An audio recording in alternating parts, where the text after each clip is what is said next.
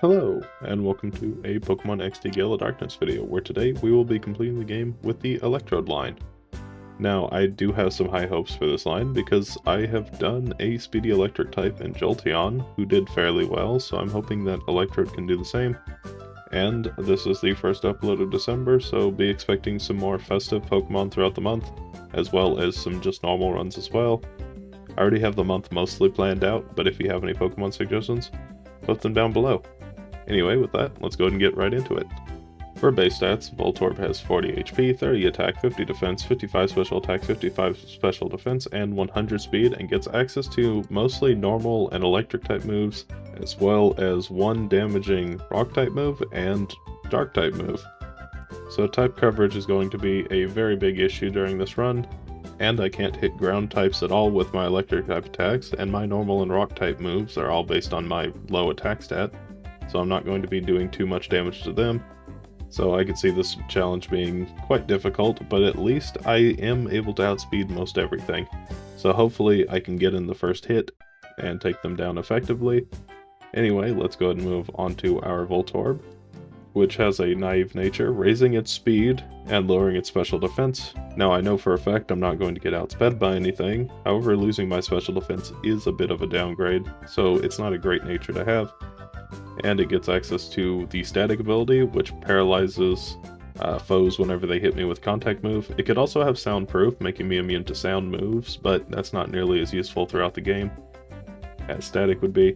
And according to Bulbapedia, it gets charge, tackle, and screech, which isn't great, but at least tackle and screech work together well. And the first thing we're going to do is teach Thunder Wave, just so I can guarantee paralyzed foes so that they can't move, or if for whatever reason I am outsped, I can slow them down. And at level 15 I get Sonic Boom, and I'm going to teach that over Charge. And we're going to skip the old man in a gate village and move right on to the Power Rangers, and we're going to start with Red, who leads with a Shadow Houndour and a Slugma. I'm going to paralyze the Houndour to make it not move, which it luckily does. I go ahead and call to raise my accuracy. That way I can use Sonic Boom, which is only 80% accurate most of the time. And I go ahead and use it, and it's not doing quite half, which I'd hope it would, so I go down on that one. So I decide to move over to Green, because usually he's a bit easier at level 9, and I get poisoned and eventually lose, without even taking down a single Pokemon. Well, that's a bit unfortunate, so I decide to do a little bit of grinding at Mount Battle until I got the move Spark, which I'm going to teach over Tackle, which is definitely not the correct choice. I should have just gotten rid of Screech at this point. And that's because Screech doesn't do anything now on this set, and also Sonic Boom is my only way to deal with ground types at the moment, which isn't great. Anyway, with Spark we now move on to the Blue Trainer, which I'm able to take down with ease, because I have an electric type move, and I'm a little bit over leveled. And with that, we move inside the building, where we run into another Voltorb. Now this fight actually took quite a few attempts, as it usually does, but eventually I get through it. Anyway, goodbye other Voltorb. We'll see you some other day. And at level 30, we evolve into Electrode, which is definitely a very needed upgrade, because at the moment we are struggling a little bit.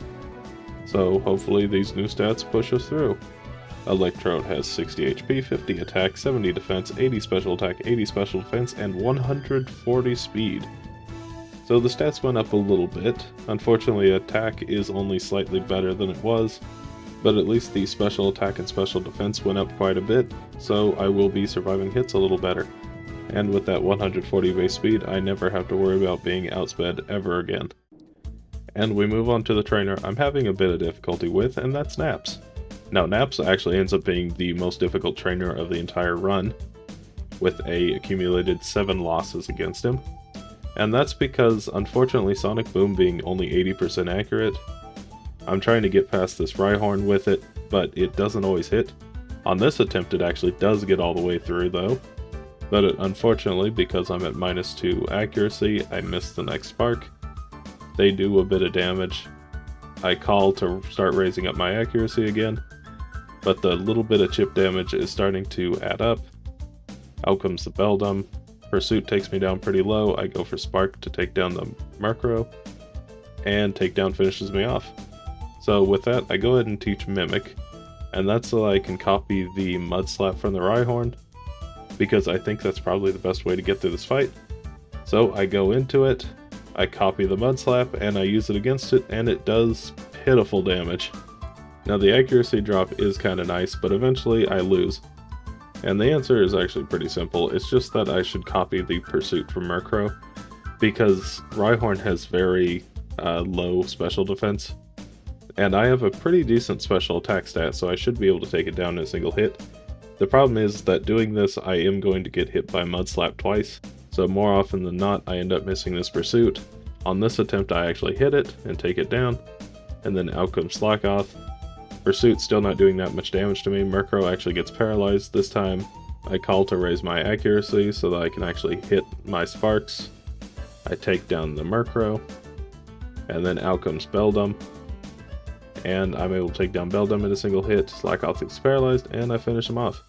So 7 attempts. Anyway, we move on to Loverina. She leads with a Love Disc and a Beautifly. We take down the Beautifly pretty easily.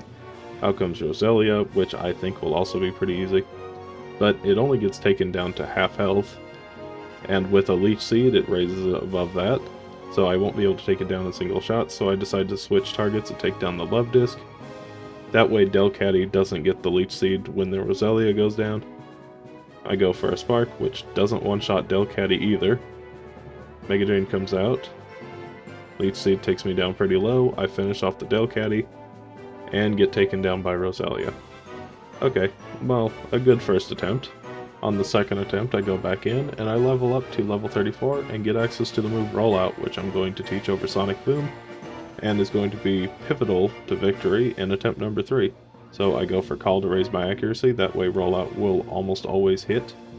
And I go for Rollout into the Love Disc. It looks to be about a 3-shot, which is probably good because Rollout can hit up to 5 times, with the last time being the most amount of damage.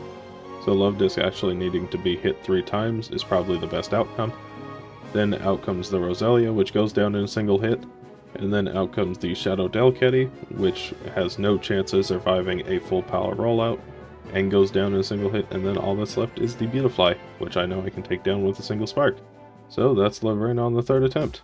Anyway, we move on to the obligatory Mirror Bee. Hello Mirror Bee, we actually need something from you today. I'm going to take your Shadow Voltorb. All I need to do is hit Sonic Boom, which will take you down 20 health, and I forgot I got rid of it for Rollout.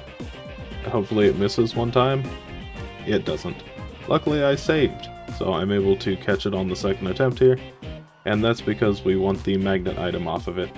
At the Railgam Tower, I pick up my 2 favorite TMs, Hidden Power and Protect, and I'm going to teach Hidden Power right away, which just so happens to be Hidden Power Bug.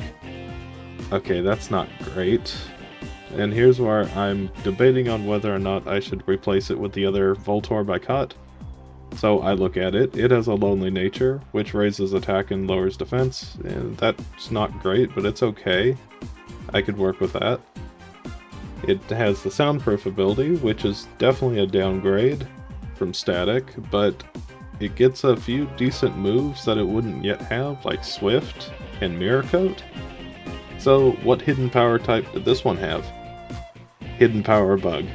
So unfortunately it happened twice, so we're sticking with our original Electrode and moving on to the battle against Snaddle. I use Spark into the Lantern, which does over half. It hits me with a very weak Water Gun, and Rock Tomb doesn't really do too much damage. I go for another Spark to finish it off, and then out comes Lunatone. Another Rock Tomb hits, lowering my speed again. I use Spark into Lunatone, and it's not quite a one-shot. Another Rock Tomb, but it misses this time. It does have a 15% miss chance. I take down the Lunatone, out comes Cast Form. Another miss. Okay, now that's quite lucky. I take down the Cast Form in a single hit, and then out comes his final Pokemon, which is a Matang. Another Rock Tomb hits, and Fruity Pebbles rain down. I go for Spark into Matang, which isn't quite a one-shot. It goes for Confusion, doesn't confuse me, and Fruity Pebbles finishes off the Matang. Okay, well thank you Lunatone. And then all that's left is the Quagsire here. I go for Hidden Power, which is doing quite a bit of damage to it, but might not take it down in 2 hits.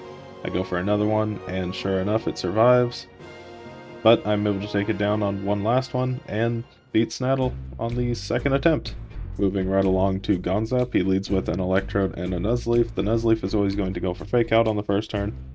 And now that I'm able to attack, I go for Hidden Power Bug to take down the Electrode in a single hit. Then out comes Vileplume, and from here on out the Nuzleaf is just going to be using Hyper Beam. I go for Spark into the Vileplume to see how much it'll do, and to hope for a Paralysis, but it really doesn't do that much damage. Another Hyper Beam, and Vileplume just goes for Sweet Scent. So now Hyper Beams will basically always hit. I go for another Spark, this time I'm actually getting a Paralysis, and one last Spark finishes it off, and then out comes Whiscash. Unfortunately, Whiscash is part ground type, so I do need to start using Hidden Power against it. I get a lucky crit, which makes it a 2-shot instead of 3, so I'm able to take it down this turn, and then out comes his final Pokemon, which is Skarmory. Another Hyper Beam gets a crit against me. Spark should take down the Skarmory in a single hit, which it does, and Nuzleaf is 4 times weak to Hidden Power Bug, so Gonzap on the second attempt. At the Pyramid, I go ahead and pick up the TM for Thunderbolt, and I'm going to teach that over Spark. And at the top of the tower, I run into Gorgon, who leads with a Lairon and a Celio. I use Thunderbolt to take down the Celio on the first turn, and then out comes Slowking. I go for Thunderbolt to take down the Lairon this turn, because it has terrible special defense. Slowking goes for Water Pulse, doesn't confuse me. I go for Thunderbolt to take down the Slowking. And then out comes his first Shadow Pokemon, which is Primeape. I go for Thunderbolt to take it down, and then out comes his second Shadow Pokemon, which is Hypno, and the Ursaring uses Earthquake, doing a bit of damage to me, but also quite a bit of damage to the Hypno. I take down the Ursaring this turn, didn't need that crit. The Hypnos goes for Shadow Storm, not really doing that much damage, and I finish it off with the Thunderbolt.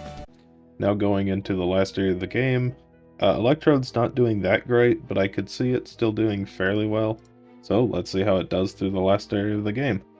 The first boss to fight is Lovrena. She leads with a Gorbis and a Gardevoir, and because I'm genderless, I don't actually have to worry about Attract at all. Gorbis is going straight for Ice Beam, which I'm just going to ignore for now and try to take down Roselia, which still isn't a one-shot. Another Ice Beam, I get Leech Seeded, so I decide to change my direction and take down Gorbis because I don't want Farfetch'd to have Leech Seed active, or the Altaria. But unfortunately, leaving it alive is also very dangerous because it's just going to be constantly healing. Out comes Altaria. Magical Leaf takes me down fairly low. And I go for Hidden Power, which also doesn't take it down in a single hit. And I'm taken down on the first attempt. Now on attempt number 4, I go for Thunderbolt to take down the Gardevoir just as before. Out comes Roselia, Water Pulse hits, doesn't confuse me like attempt number 3. I take down the Gorbis. Out comes Farfetch'd. Leech Seed comes out, which is unfortunate still. I go for Thunderbolt to take down the Farfetch'd because I don't want to get confused. Out comes Altaria. But because Altaria really doesn't do that much damage, I'm now going to switch focus over to the Roselia, who combined with Mega Drain and Leech Seed is doing far more damage than the Altaria would. And I'm able to take it down in just a couple turns. And then all that's left is the Altaria. I level up, which is actually pivotal to surviving this, as it turns out. I go for Thunderbolt, which isn't a one-shot, and survive on 2 HP, and take it down. So a little lucky, but we take those. Through the volcano, I find another Electrode. Hello, other Electrode. Goodbye, other Electrode. And at the top of the mountain, I run into Snattle once again. He leads with a Metang and Quagsire. I have to take down the Quagsire because it's going to be hitting with Mudshot, and doing quite a bit of damage from the look of it. Unfortunately, it's a 3-shot with Hidden Power, so I'm already at very low health when I finally finish it off with the third hit. And then out comes the Scizor, which is a little bit threatening. Hopefully it'll go down in a single Thunderbolt, which it does. Okay, well that's good. Then out comes Solrock, and another Psychic. As long as it doesn't lower my special defense, it's not really that big a threat. Thunderbolt's able to take down the Solrock in a single hit. Out comes Castform, and now I'm going to take down the Metang, because Castform's not nearly as threatening as Metang is. And then out comes his final Pokemon, which is Starmie. And I go for Thunderbolt into it, and get taken down by Flamethrower. So it's pretty obvious what I need to do, I just need to teach Protect. Had I had Protect in that attempt, I probably would have been able to survive that last Flamethrower. So I go back into it, and now I'm basically just going to be using Protect every other turn to keep my health up. So I'm just going to skip to the end of the battle because this actually takes a while. And a Thunderbolt takes down the Starmie, all that's left is the cast form, and another Thunderbolt should finish it off. And that's Snattle on the third attempt. The second attempt didn't go so well. Anyway, we move on to Ardos, who leads with a Shadow Swallow and Alakazam. I take down the Swallow on the first turn, because I don't want to deal with its shenanigans. Out comes the Kingdra, and Alakazam uses Psychic, lowering my special defense, which is a little unfortunate. I go for Hidden Power to take it down, and because of the special defense drop, the Kingdra is going to start using Hydro Pump, which isn't nearly as good. I go for Protect here just to heal up a bit, before I take down the Heracross. And Kingdra only has 5 PP on Hydro Pump, so if I can survive that long, it's not going to be a threat anymore. I go for Protect again, so it's only got 1 left. And now I don't really have a good way of dealing with the Electabuzz. I go for Thunderbolt, which does over half, but unfortunately it takes me down because of that special defense drop. So I go back into the battle again. All I need is the Alakazam not to lower my special defense, which it's pretty unlikely to anyway. Never mind, it does it again. Okay, well I go for Protect just to heal up a bit. Use Thunderbolt to take down the Kingdra this time, because Hydro Pumps were actually doing quite a bit of damage. Out comes the Heracross once again, and I decide to Protect one more time before taking down the Alakazam. And then once again, out comes the Shadow Electabuzz, which I still don't really have a good option for taking down quickly. Rock Tomb misses, I go for Protect here. And then I go for Thunderbolt into the Electabuzz, doing half again. Shadow Storm comes out, doing a ton of damage. Rock Tomb hits this time, taking me down pretty low. Another Protect. And then I go for another Thunderbolt to take down the Electabuzz. And then out comes his final Pokemon, which is a Shadow Snorlax, another Rock Tomb. I go for another Protect. And unfortunately, now I do have to risk being hit by Shadow End from Snorlax. I take down the Heracross, and Shadow End misses. Okay, that's lucky. I go for Protect to heal up what I can, and I go for Thunderbolt. Don't get a paralysis, it hits with Shadow End, taking me down very low, but not enough to take me down, and another Thunderbolt finishes him off. Ardos on the second attempt, not bad. We move on to Gorgon once again, who leads with an Ursaring and Slowking. I take down the Slowking in a single hit, and then out comes Aggron, and oops, misclick. Anyway, I get hit with Slash. Ursaring gets paralyzed, I go for Thunderbolt into Aggron and take it down in a single hit. Then out comes Walrein. I go for Thunderbolt to take it down, and then out comes his first Shadow Pokemon, which is Poliwrath. And the Ursaring goes for Earthquake, doing just about half my health, but getting a crit on Poliwrath, so it's not going to go for it again. Either way, I take it down. Then out comes Mr. Mime. Poliwrath sets up Shadow Sky, preventing me from healing. And I go for Hidden Power to take down the Mr. Mime, and then all that's left is the Poliwrath, who doesn't do that much damage to me. Pretty Pebbles rain down, but it's not enough to take me down, and I finished it off with a Thunderbolt. So that's Gorgon on the first attempt. And moving on to Eldis, I can see this fight probably being very difficult because he's got multiple ground types. But anyway, he leads with a Manectric and a Ninjask. One Thunderbolt isn't enough to take down the Manectric. Ninjask goes for Dig, and I use Thunderbolt to finish off the Manectric. Ninjask actually gets paralyzed from hitting me, which is nice. Out comes Salamence, his first Shadow Pokemon. Now I do know I'll outspeed it, but I'm not sure if I can one-shot it. I go for Thunderbolt, and it does almost all of its health, but not quite enough to take it down.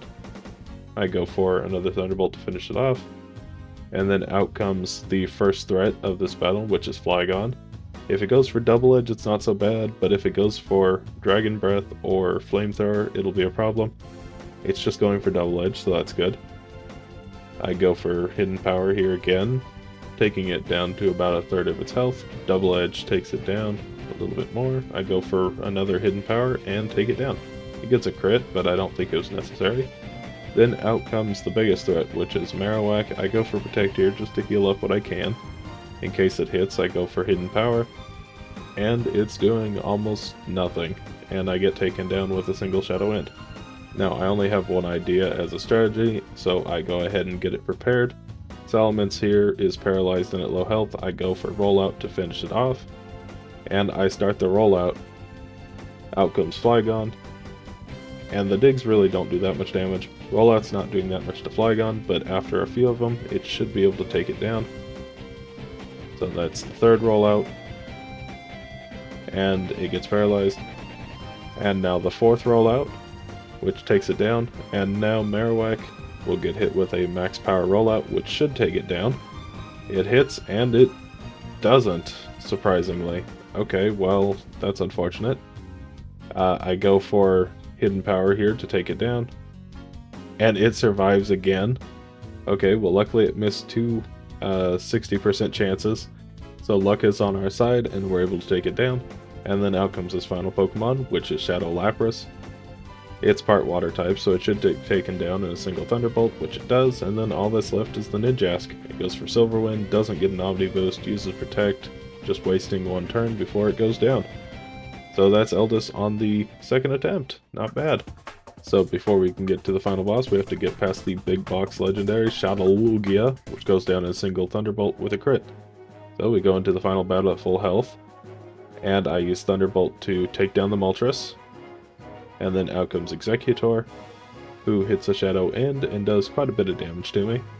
I go for Protect to heal up a little bit, and they're both using Shadow End. I go for Hidden Power to take down the Executor in a single hit, because it's 4 times weak to Bug. Then out comes Tauros, another Shadow End hits. At this point, Rhydon's pretty low on health, so I think Hidden Power Bug's going to be my best option for taking it down. Unfortunately, it only does about half of the health it had left, and it hits again and takes me down. So, unfortunately, this one's probably going to take a while, because I don't really have anything for the Rhydon, and sometimes it has Lightning Rod, which will make my Thunderbolts not hit the Moltres. On top of that, I need to still use my rare candies, but I'm waiting until I get a little bit higher leveled. And that's when it happens. On the second attempt here, I'm able to take him down. How is that? Well, as you can see there, the Rhydon actually got paralyzed. I take down the Tauros. Out comes Articuno. Shadow End misses. I go for Protect. Shadow Chill, Shadow End. I go for a Thunderbolt to take down Articuno in a single hit. And then out comes Zapdos. Rhydon gets paralyzed. Protect again. And I'm almost at full health. I go for Thunderbolt, which does quite a lot of damage to Zapdos. I don't get paralyzed here. Another miss from Shadow End. Protect again. And I take down the Zapdos. And then all that's left is the Rhydon, which I don't do a lot of damage with Hidden Power. But because it's both paralyzed and using a very inaccurate move, it only gets to hit me once before it goes down. And surprisingly, I beat it without using any rare candies and on the second attempt. I was having nightmares trying to plan out this battle, and it just so happens that I got lucky enough on the second attempt. So, with that, how did Electrode do? Well, it beat the game at a time of 12 hours, 16 minutes, and 22 seconds, at level 77, with 33 feints. And with that, Electrode actually did fairly well. Now, with that high finish time, it's definitely going to hold it back, but the feints aren't too bad. Most of them being to random trainers, especially early on, which kind of highlights the difficulty of this Pokemon, which is, because it has such poor type coverage, it actually struggles against many Pokemon early on, and even into the late game, there were a few trainers with ground types that I just could not beat and had to avoid. And because it started with Tackle, I wasn't really doing that much damage either to most Pokemon. Screech helped out a little bit, but because I had to set up Screech, it meant that I was constantly either getting my attack lowered, or my defense lowered, or just leaving myself open to attack, which wasn't great, but luckily the static ability was there to kind of pick up the slack. It also got Sonic Boom, which is pretty good for the early game, but unfortunately falls off pretty early on as well because it only does 20 damage. And because it's only got the 80% accuracy, it causes a lot of problems with consistency. And I think that's a common flaw with this line all around, is that it isn't consistent. It doesn't have moves to hit ground types hardly at all. Its starting moves are inaccurate and fairly weak, and its move pool is pretty bad, just not having great type coverage. Anyway, with that, I've also updated the chart. The B tier was getting very full, so I decided to split it up into B plus and B tier, and that's because some of the Pokemon near the end of the B tier weren't really all that like the Pokemon near the top end of B plus tier. So I thought that the split was kind of necessary, especially when you consider that most Pokemon end up being around the B tier, simply because it's just a very wide tier to fall into, or it was anyway, because it was give or take 10.5 hours on the high end to 12.5 on the low end, but having it split up with this kind of fixes any problems with it seeming like some Pokemon are actually better than they are because they're in the same tier, but in reality the difference is kind of slight, but it does make a big difference. The Pokemon that are in B tier kind of struggle throughout the game quite a lot in certain areas, whereas the B plus tier is generally better equipped to actually deal with the game, other than, I guess, Hariyama is the only real exception to that. But anyway, if you enjoyed this video, consider liking and subscribing. And if you have any Pokemon suggestions, please put them down below.